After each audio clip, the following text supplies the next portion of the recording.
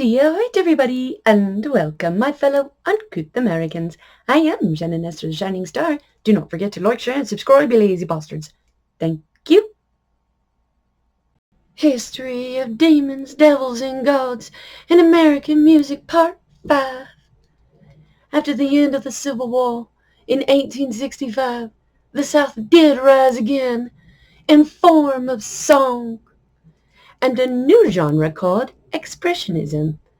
Not only in reflection of ragtime music and blues, but also in old folk songs of the poor common man, uninfluenced by either a slave's history nor a rich man's mainstream ballad of the time. These songs were often sung to the same strophic form, go look it up if you hadn't caught on yet, as the tune would stay the same, but the lyrics would change.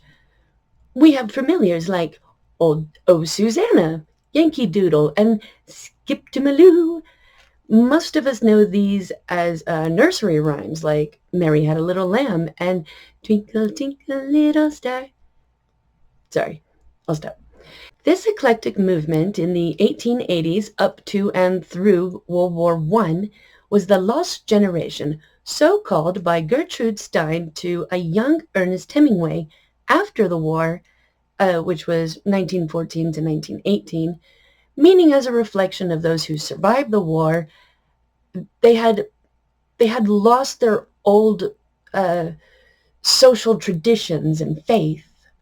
This lost generation was pushing the boundaries with new writings, lyrics, and renewed dances such as reels and land dances of the poor common folk, Celtics.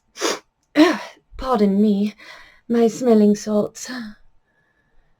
They bug my sinuses something awful.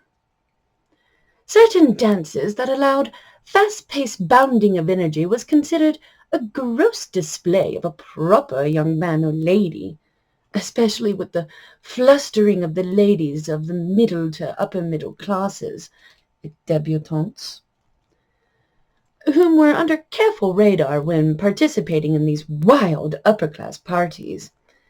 Not just with chaperones, but by each other. Social graces were everything in one's reputation. A good example of these naughty teenagers of the era would be things like The Heiress. It's a black and white film. It's really good. Even bits of Meet Me in St. Louis were beyond accurate. Lots of this new music with double entendre lyrics came from the northern states like Tin Pan Alley, New York, but tons more came from the Appalachians and southern states. A great deal of these songs were put to movies in old-time theaters where a pianist would accompany, before sound. Then later it was established for advertising music, kitschy, familiar stuff, create lifelong customers. And then the songs would be composed for the first cartoons of television when sound was introduced to film, making the experimental music genre mainstream and popular for years to come. Before the music would change again as, new coming generations brought new age rhythms. This music was a controversy of old world decorum versus a new generation, as always. And after so many decades, nay, centuries of the church and stuffed shirts of high society ruling on how social etiquette worked, people were breaking free without the fear of God's wrath or an unjustified social blow. And then we're doing it through music. It doesn't get more peaceful than that.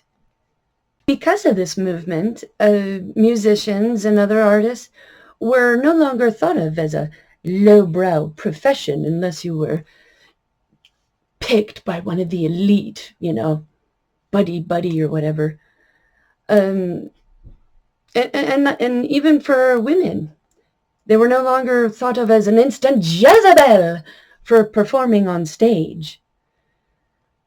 Whew, I know, right? Such a lot of change, small amount of time, and that was 1880 through 1918, religiously and sociably, and yet it's still just the beginning of the future of America's wicked music yet to come. I will be done. I am through.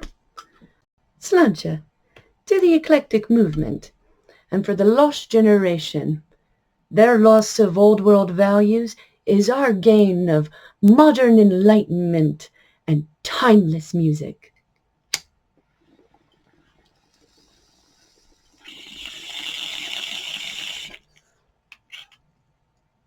Slán. I know, I lost my freaking pipe. Shut up.